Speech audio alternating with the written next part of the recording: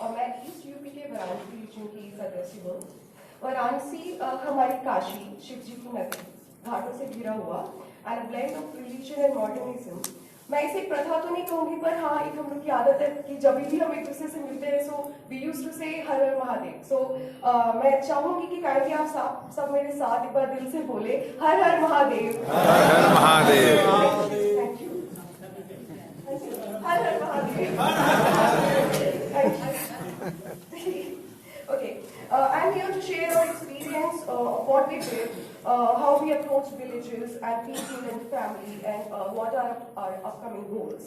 So, Arogya Yojana एकल अभियान एवं एनएमओ के सपोर्ट से लास्ट 2 years में ऑलमोस्ट रेगुलरली हेल्थ कैंप्स यानी स्वास्थ्य शिविर पूर्वी उत्तर प्रदेश के संभाग के लगभग 130 स्थानों पर एकल विद्यालय के प्रगत संचों में निर्बाध रूप से संपन्न किया गया है। और इन कैंप्स में करीब से करीब 22,000 पेशेंट्स को हेल्थ बेनिफिट्स मिले या उपलब्ध कराए गए और 170 चिकित्सक छात्र एवं 108 चिकित्सकों ने अपना सहयोग प्रदान किया। हमारे मोटिव्स क्या है? I mean, talking about health camps, just going and giving medicines and treating people? No. I believe it's more about educating people, especially men, that what is actually health. It is being physically, socially, and mentally sound. Most of all, people from villages don't know about it. There was a time when India was a male-dominated society, but nowadays, I guess females are doing great job and have moved way far away from boys. But still in villages, movements don't consider them as a power pack and are, male-dominated. They are not independent as like we people are. कि कभी भी कुछ भी हुआ, we can contact people, we can treat ourselves, and we can do anything. So somewhere in villages, women depend on men, चाहे घर का खाना हो, घर का राशन हो, या finances हो. So it will take time to change. So I believe we should focus to change and introduce health concepts to the men, so that they will understand that it's their responsibility too to take care of their family. Health camps के उद्घाटन में doctors के द्वारा ग्रामीणों को स्वच्छता की सावधानियां बताना, प्रैक्टिकल एक्सपेरिमेंट्स करके दिखाना कैंप के लिए बहुत इंपॉर्टेंट साबित हुआ है। मैं ये कहूंगी कि स्वास्थ्य शिविर के आयोजन से संच तथा अंचल की समितियां बहुत मजबूत हुई हैं। हेल्थ बेनिफिट्स जिन ग्रामीणों को मिला है, उन्होंने समझा हमसे, इससे हम लोगों के प्रति और साथ ही साथ कार्यकर्ताओं के प्रति विश्वास, बिलीफ और संगठन के लिए हेल्प सहयोग का भावना जगी है। I think it's an achievement for all of us, even if we get succeed in changing the routine of one person also. So स्वास्थ्य सेवा यात्रा के माध्यम से संभाग समिति के चिकित्सकों की संख्या बढ़ी है और साथ ही उनका सहयोग संगठन को मिल रहा है। गंभीर रोग से ग्रसित बेसहारा रोगियों का इलाज हमारे एसएसएल हॉस्पिटल बीएचयू के डॉक्टर्स के माध्यम से प्रारंभ हो गया है। हमारे सभी कार्यकर्ता का भी इलाज सहज रूप से बीएचयू में संभव हो सका है। पहले जो डॉक्टर्स गांव नहीं जाना चाहते थे, वो भी अब इनफैक्ट इस यात्रा से प्रभावित होकर आज इस एसोसिएशन संगठन के कार्यकर्ता बनकर गांव में जाकर हर मंथ रेगुलर हेल्थ केयर दे रहे हैं। आने वाले टाइम में अपकमिंग मई मंथ में 30 स्वास्थ्य जागरूकता और 20 आयुर्वेद घरेलू चिकित्सा का स्वास्थ्य शिविर लगाने की योजना की गई है और मैं आशा करती हूँ कि जितना हमने सोचा है उससे 2 कदम आगे ही करके आए। Overall, I want to say it feels so nice to be a part of this wonderful organization, and personally it gives me enthusiasm and a sweet smile on my face when I treat or we treat some needy people. मैं आशा करती हूँ कि हम लोग आगे भी अच्छे काम करें, लोगों की हेल्प करें और आगे बढ़ें, क्योंकि मुझे लगता है कि भगवान ने हमें इस धरती पर एक ही मकसद से भेजा है, दुनिया को और भी सुंदर और भी बेहतर बनाने के लिए। और I wish we all give our 200% to achieve it. Thank you. नमस्कार।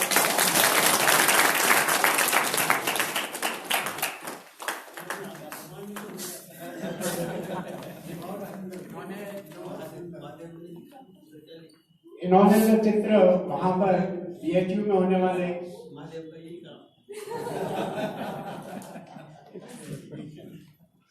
इन्होंने जो बीएचयू में होने वाले अपने कार्यकर्ताओं पर सबके इलाज की बात बताई। अभी कुछ लोगों को लगा होगा जब डॉक्टर मृत्युंजय ने कहा कि 75 करोड़ रुपए का हम लोगों ने लाभ पहुंचाया। अभी आगरा में एक ऑपरेशन हुआ जिसमें केवल डॉक्टर की फीस 40,000 रुपया थी, 1 पैसा भी नहीं लगा। इसमें मेडिसिन का खर्चा 7,000 रुपया था, 1 पैसा भी नहीं लगा। इसमें हॉस्पिटलाइजेशन का खर्चा 10,000 रुपया था, 1 पैसा भी नहीं लगा। एनेस्थेटिस्ट की फीस नहीं लगी। आप अंदाज लगाएं, रांची के चिकित्सा सहायता केंद्र से एक वर्ष में 700 मरीजों को सहायता दी जाती है, कितने करोड़।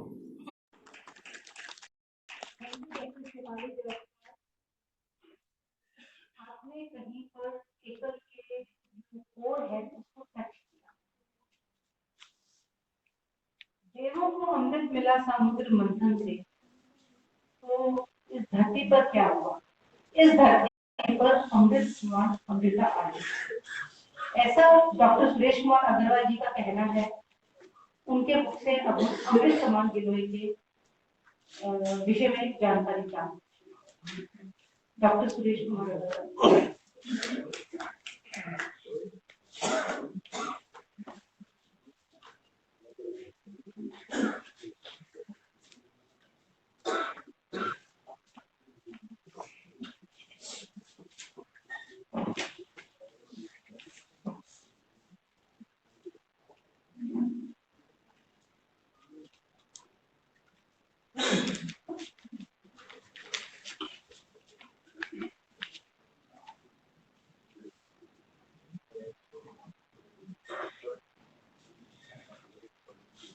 बहुत बहुत धन्यवाद एकल परिवार के तमाम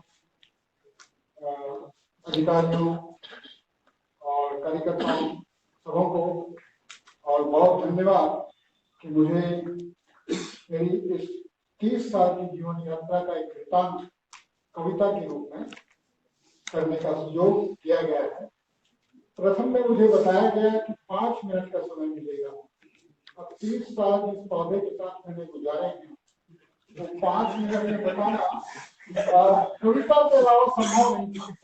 मैंने सोचा, जब मुझे बताया मेरे मित्र मृत्युंजय ने कि सर 5 मिनट में बोलना है, 30 साल की बात अगर 5 मिनट में बोलनी हो तो कविता के अलावा कुछ नहीं है। मैं आता हूँ।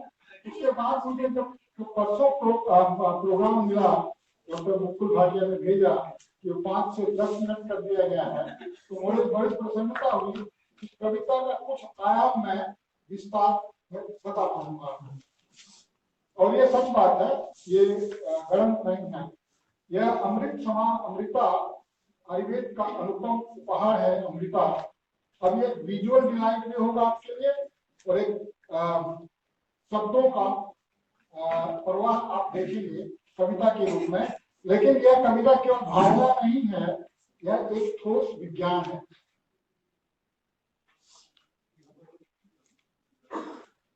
अमृत लता है अमृता। ये मेरे छत के ऊपर से एक सुबह ली हुई तस्वीर है। ये नीचे आप अमृता लता देखते हैं और ऊपर अमृता की घंटियां, फल, फूल, तमाम पूरा दृश्य। अमृता क्या है, उसका सौंदर्य क्या है, यह एक कवि की आंखों से मैंने देखा। सहजता से लगती है यह, पेड़ों और दीवारों पर चढ़ती है यह, छत पर फैलती है अमृता। ये सारे दृश्य अमृता के बारे में मेरे जो अनुभव रहे हैं सालों के, उनकी झलक है। अमृता मेरे छत के ऊपर फैली हुई है। अमृता को बहुत सहजता से लगाया जा सकता है। आप देखेंगे एक नया प्रयोग अमृता को फैलाने का मैंने किया। इसके छोटे छोटे टुकड़े काट कर घोड़ों से ढके उसमें पानी दिया और उसमें जड़ें इस तरह, और इस जड़ों को मैंने काम में शुरू करके लगवाया। 30 वर्ष से जीवन संगी रही है अमृता। इसे अलग अलग मौसम में मोहल्लों में घूम घूम कर समाज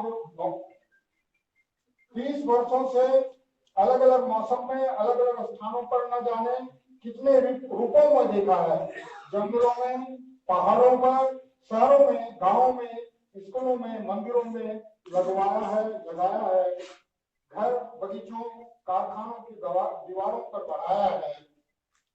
गली और मोहल्लों में घूम घूम कर समाज और सभाओं में इसके गुणों को बताया है।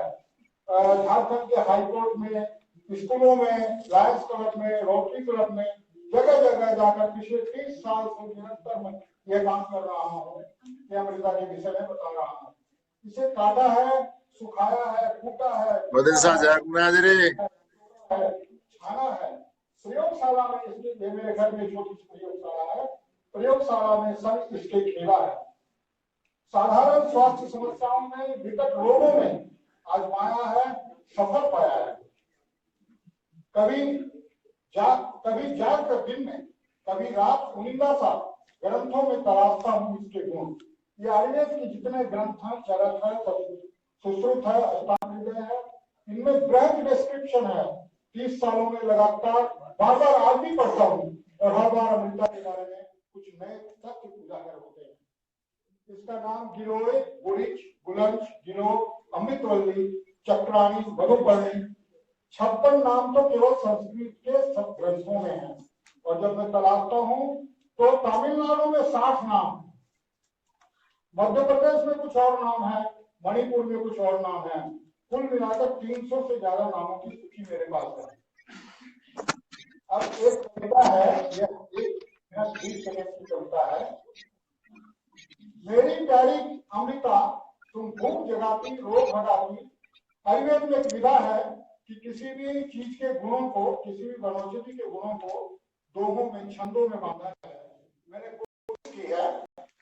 और मेरी प्यारी अमृता, तुम भूख जगाती, रोग भगाती, देती मुझमें लड़ने की क्षमता, ताकत मेरे भीतर की, दोस्त हो मेरे लीवर की। सुबह शाम में तुमको सेता, तुम याद बढ़ाती, कणकण समाती, मेरे सारे विकार मिटाती। मेरी प्यारी अमृता, हर पत्ते में हृदय बसा, अमृत रंग तेरे अंग अंग में, भीतर बाहर के विष हरती, नए पुराने घावों को भरती, सूखी हड्डी में जोड़ लगाती। अद्भुत गुण वाली तुम मेरी प्यारी अमृता, कैंसर से तुम रक्षा करती, एंटीबायोटिक के दोषों को हरती, शत्रु तुम हर्ष खाती, एलर्जी को जल्द हटाती, प्रदर रोगों को भगाती। इसका वर्णन मैंने कल किया है। विस्तार तुम्हारा संहिताओं के छंदों में, अन्वेषण प्रिय बंधों में, स्वरस तुम्हारा जीवनदायी, चरक कसायों में, घृत तेल पाकों में, अलग अलग भेषज वाहन से सप्त धातुओं को तृप्त करती थी, अनुपान वेद से दोषों को सम करती। सत नमन तुम्हारी है मेरी प्यारी अमृता। इस छंद में अमृता के जितने गुण और प्रयोग है, सारे के सारे मैंने समेटने की कोशिश की है। पिछले रोगों में यह उपयोगी है, इसका वर्णन यहाँ पर ब्रीफ में किया गया है। और आपके बीच में एक छोटी पुस्तिका और अमृता का नमूना बांटा जाएगा, जिसमें सारा इनका प्रयोग संक्षिप्त में मैंने देने का प्रयास किया है। परंपरागत लोक उपयोग, कहीं बात हो रही थी रातों सिगुई के, महाराष्ट्र में नवजात बच्चों को जन्मभूति के रूप में इसको दिया जाता है। हमारे झारखंड में इसको हड़लोल बोला जाता है और हड्डी टूटने पर इसको पीस कर बांधा जाता है। मिथिलांचल बिहार में अभी गर्मी के महीनों में रोग से बचाव के लिए लोग इसको पीते हैं। जैसा पहले मैंने बताया कि आयुर्वेद के सभी केवल भेषज रत्नावली में 250 श्लोकों में विभिन्न रोगों में उसका उपयोग आया है। आधुनिक शोध, ये बात भी हमारे शास्त्रों की, और इन सारी चीजों का कंफर्मेशन पिछले 20 सालों में 500 से अधिक पेपर पब्लिश हुए हैं, उनमें और इनके क्लिनिकल रिपोर्ट हुए हैं। It is one of the most wonderful immunomodulator. मेरे शरीर की प्रतिरोधक शक्ति को इंप्रूव करने का इसमें अद्भुत शक्ति है, उसके कारण इतने सारे रोगों में उपयोगी है।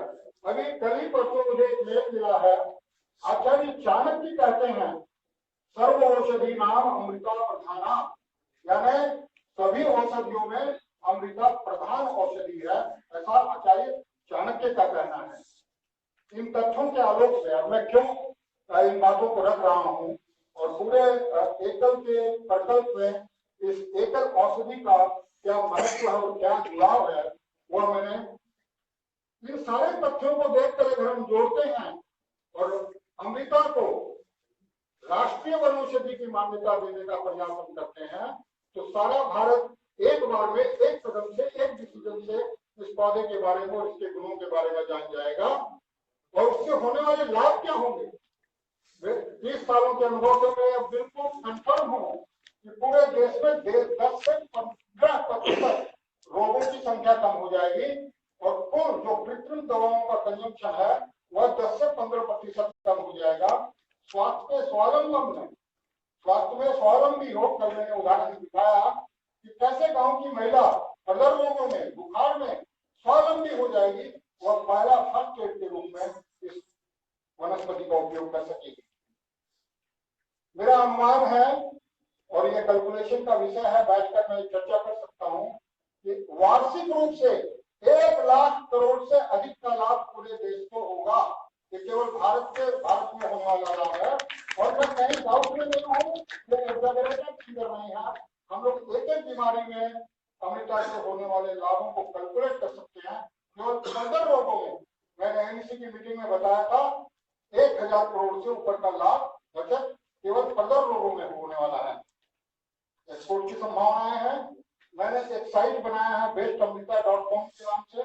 वह साइट अभी पूरा नहीं हुआ है, बड़ी जिम्मेवारी मैंने अपने ऊपर लादी है कि जितने प्रकार की लोकोपयोगी जानकारियां होंगी अमृता के बारे में, आयुर्वेद के ग्रंथों में जितने श्लोक और जितनी जानकारियां होंगी, आधुनिक शोधपत्र जितने होंगे, भारत की सभी प्रमुख भाषाओं में और विश्व की सभी प्रमुख भाषाओं में अमृता की सारी जानकारी इस वेबसाइट पर रखेंगे।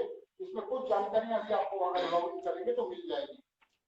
स्वस्थ भारत के निर्माण में एक महत्वपूर्ण कदम होगा अमृता, इसलिए सब मिलकर बोले ओम अमृताय नमः। ओम अमृताय नमः।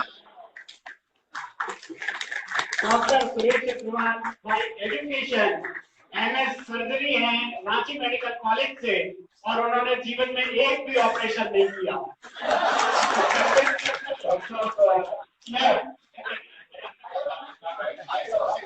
मैं सच्ची बात कहूं, मैं उठा डॉक्टर इसीलिए था, डॉक्टर वाडिया डॉक्टर इसीलिए था, I wanted most to guess कि इनकी क्या क्वालिफिकेशन होगी, कि क्या ये आयुर्वेदा से आ रहे हैं या कुछ होम्योपैथी से। सो being MBBS MS, he devoted his whole life for this cause. Thank you very much sir. मैं 2 परिचय और करवाना चाहूंगा। परवीन आर्य जी हमारे एकल संस्थान के प्रभारी हैं, और ऑल्टरनेट मंथ्स में बाई मंथली सर्कल की मीटिंग होती है में, उसको ये आयोजन रेगुलर करते हैं और स्किल डेवलपमेंट का काम भी। और बीच में है रोटरी के पास डिस्ट्रिक्ट गवर्नर रमेश चंद्र जी और रमेश चंद्र जी ना केवल एक एस्टैब्लिश्ड सक्सेसफुल बिजनेसमैन रहे अपने प्रोफेशनल करियर में MBA करने के बाद, he is a wonderful human being, very humble, very gentle, very knowledgeable। और एकल का जो पहला वो लिटरेसी अवार्ड रोटरी ने लिया, उसकी शॉर्ट लिस्टिंग इन्होंने बिना मेरे को जाने, बिना किसी और अपने इंडिपेंडेंट अनबायस्ड ओपिनियन में शॉर्ट लिस्ट किया। Thank you very much for the commitment.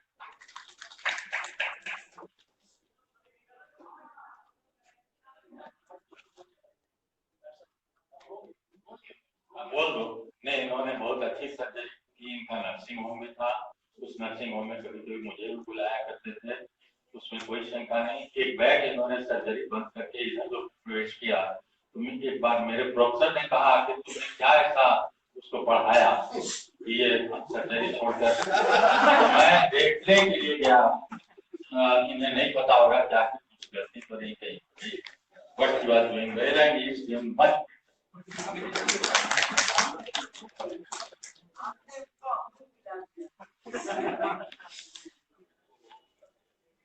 शुक्रिया डॉक्टर सुरेश कुमार अग्रवाल जी। ये तो बहुत छोटी सी एक कहते हैं आपने एक रोशनी की किरण डाली है, परंतु इसका अमृता का हर पोषण, जड़ हो, उसकी डंडी हो, पत्ता हो, फल हो, फल अलग अलग रंग में, लाल हो, काला हो, उसके अलग अलग फायदे होते हैं। खैर, अब मुझे उम्मीद है कि जो ये किताब बांटने लगे हैं उसमें इन सब की पूरी जानकारी होगी। श्री राजेश गोयल जी, इस नाम को कौन नहीं जानता। एकल अभियान से ये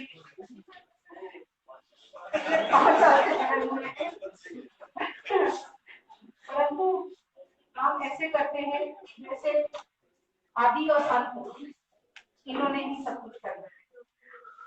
आइए राजेश गोयल जी, आपका बहुत बहुत स्वागत राम संगठन से आरोग्य। देखिए, मुझे अवनीश जी ने इंट्रोड्यूस कराया था कि यही कल्प्रिट है, तो यदि अवनीश जी जैसे मैं लोग लेके आऊं तो मैं रोज कल्प्रिट बनना चाहता हूँ। और ये प्रयास मैंने कहा आप जैसे लोग और लेके आए बने कल्प्रिट में बने रहना चाहता हूँ।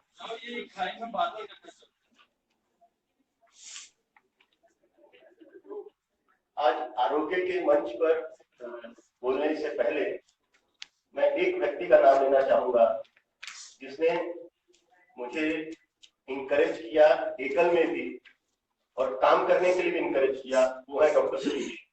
उनको मैं श्रद्धा सुमन मेरे मन में है कि मैं दूं यहाँ से। भगवान जहां भी वो है वो आज देख रहे होंगे कि एकल का आरोग्य का पौधा ठीक ठाक चल रहा है।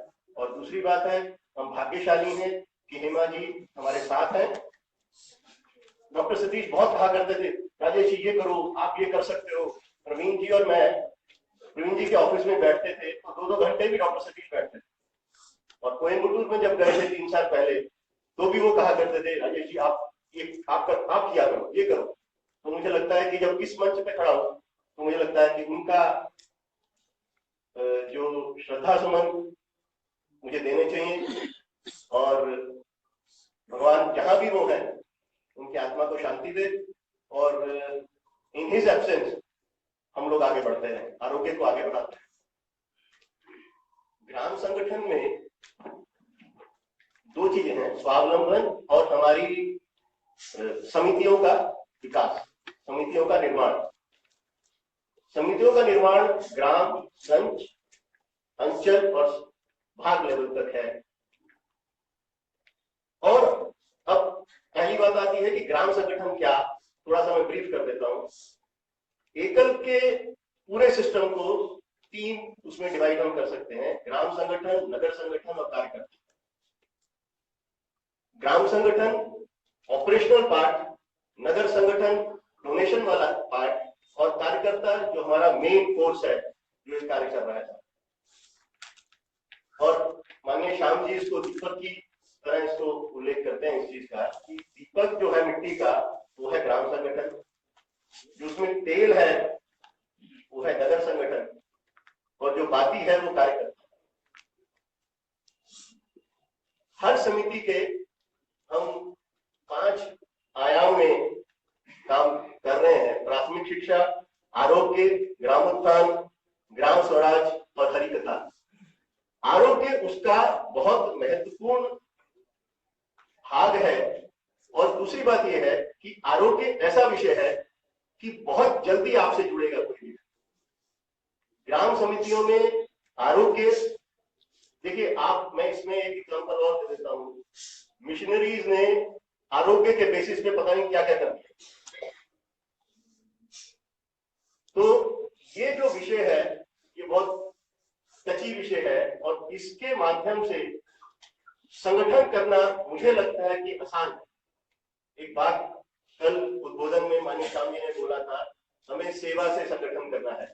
तो मुझे लगता है आरोग्य के लिए आरोग्य सेवा की ऐसी पद्धति है जिससे संगठन हमारा और अच्छा होगा और नजदीक होगा। स्वावलंबन, आरोग्य में स्वावलंबन, प्रकृति के पास जो व्यक्ति है वो ठीक ठाक है। जितना प्रकृति से दूर व्यक्ति रहेगा वो बीमार होगा, उसको दवाई की ज्यादा जरूरत पड़ेगी। अभी 2 या 3 महीने हुए एक डॉक्टर राजेंद्र प्रसाद एम्स में आई सेंटर है, तो उसमें जो doctor head of the department हैं जो ये सर्वे वगैरह करते हैं, तो मैं उनके पास गया था। वो मेरे स्कूल के जूनियर थे, तो हमारा तो वही रहता है कि वो एकल में उनको कैसे जोड़े। तो मैंने कहा कि आप एम्स के साथ हम क्या कर सकते। तो उन्होंने कहा, राजेश जी हमने सर्वे किया हुआ, लेकिन जिन एरियाज में आप करते हैं, आप काम करते हैं, वहां पे आइज वाली कोई प्रॉब्लम ही नहीं। तो इसका मतलब है कि कोर एरिया जो बिल्कुल वहां पे है वहां इन चीजों की जरूरत नहीं है, गांव में ही सबका इलाज है। तो मुझे लगता है ग्राम संगठन के लिए यदि हम व्यक्ति वहां पे इस तरह के दें और हमारा अच्छा ये हो जाएगा।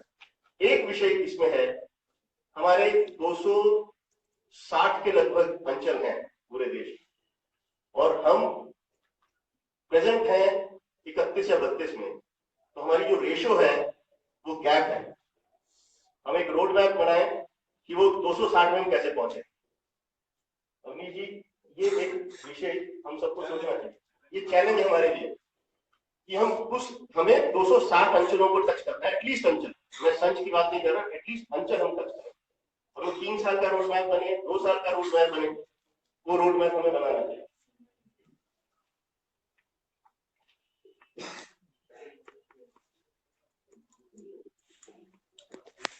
और एक मेरा और इसमें वो है कि हम जो अंचल समितियां बनाते हैं उसमें हम एक प्रयास करें, जैसे हम युवा की बात करते हैं, हम एक लेडी की बात करते हैं, तो मुझे लगता है कि एक डॉक्टर भी रखें उसमें। लोकल लेवल पे जो डॉक्टर है, हर डॉक्टर चाहता है कि वो कुछ अच्छा काम करे, तो यदि एकल जैसा उसको प्लेटफॉर्म मिलेगा तो हमसे लोग बहुत जुड़ेंगे। और एक हम ये बना लें कि अंचल समिति में हमें एक मेडिकल प्रोफेशनल रखना है। रोटरी का एक प्रोफेशनल क्लासिफिकेशन वाला सिस्टम है, वो तो हम नहीं ला सकते, लेकिन एक अंचल समिति में एक डॉक्टर की प्रेजेंस को हम एक्सपेरिमेंटल तौर पे कर सकते।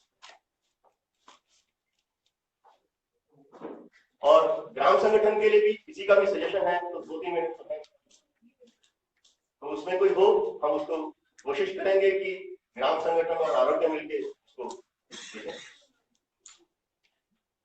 एक गाड़ी 8736 जिसकी भी है उसको हटाने का प्रयास करें, उसके पीछे एक गाड़ी फंसी।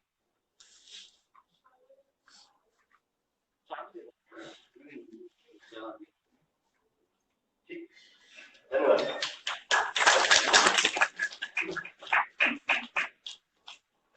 धन्यवाद श्री राजेश गोयल जी।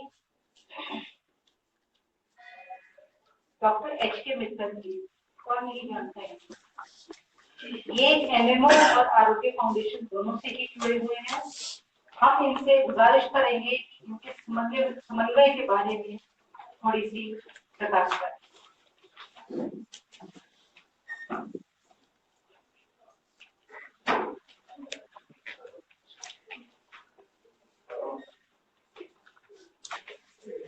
आदरणीय एवं सभी आप सभी को प्रणाम। कोई भी सामाजिक कार्य बिना सहयोग के आगे बढ़ नहीं सकता, और आरोग्य के कार्य के लिए जब मुझे याद पड़ता है कि एनीमिया का कार्य शुरू हुआ था, तो जब भारत लोक शिक्षा परिषद के वर्ग में हमने एनीमिया कंट्रोल का विषय रखा, उस समय आरोग्य फाउंडेशन के पास एनीमिया कंट्रोल के लिए कोई सामर्थ्य नहीं था, तो सबसे पहले सहयोग हमें भारत लोक शिक्षा परिषद से प्राप्त हुआ। और आज भोजन पूर्व के सत्र में जब हम NDC बैठक कर रहे थे तो बजट पर बात चल रही थी और हमारे ट्रेजरर और अध्यक्ष कुछ चिंता में थे। तो मैं उन्हें बताना चाहता हूं कि भोजन में ही जब एनीमिया कंट्रोल की बात चली तो अपने जो सहयोगी संगठन है, मैं पहले अपने परिवार के समन्वय की बात बता दूं, उसके बाद समाज की ओर बढ़ूंगा। एकल परिवार के जो संगठन है उनके जिन लोगों से भी बात हुई, राठी जी जो एकल विद्यालय फाउंडेशन ऑफ इंडिया के हैं, उन्होंने 1 लाख रुपए राशि देने का मन बनाया। राजकुमार करवा जी जो FTS से हैं, उन्होंने 1.5 लाख रुपए, अरुण राय जी ने 1 लाख रुपए, महिपाल जी जो हमारे खुद आरोग्य से हैं, और KM अग्रवाल जी ने 1 लाख रुपए की राशि आरोग्य फाउंडेशन के साथ। तो इस प्रकार अपने परिवार से बढ़ते हुए जब विषय समाज तक पहुंचता है तो सभी ओर से सहयोग की आशा रहती है। और संगठनात्मक आदेश के कारण मुझे 2003 में आरोग्य फाउंडेशन ऑफ इंडिया के साथ NMO से जुड़ने का जब निर्देश प्राप्त हुआ, तो वहां पर हमने प्रतिवर्ष जो हमारी NMO कौन होती है, नेशनल मेडिकल ऑर्गेनाइजेशन की एक वहां पर वार्षिक अधिवेशन होता है, वहां पर यह विषय रखा और लगातार NMO से हम लोगों को भी सहयोग प्राप्त हुआ। उस बारे में जो हमारा दोनों संगठनों का समन्वय है वो मैं आपके समक्ष रख रहा हूँ। एनएमओ का भी संयोगवश प्रेरणा स्रोत हमारे स्वामी विवेकानंद हैं और स्वास्थ्य सेवा राष्ट्र सेवा उनका मूल मंत्र है। उनके एलोपैथी के डॉक्टर्स और डेंटल के डॉक्टर्स और स्टूडेंट्स वो सभी उसके सदस्य होते हैं। उनका motto service to nation through service to health है, जो कि हमारे आरोग्य फाउंडेशन का भी एम्स एंड ऑब्जेक्टिव्स दोनों ही ऑर्गेनाइजेशन के, ये एनएमओ के हैं और ये हमारा विजन मिशन ऑफ एएफआई है। दोनों आपस में बहुत मिलता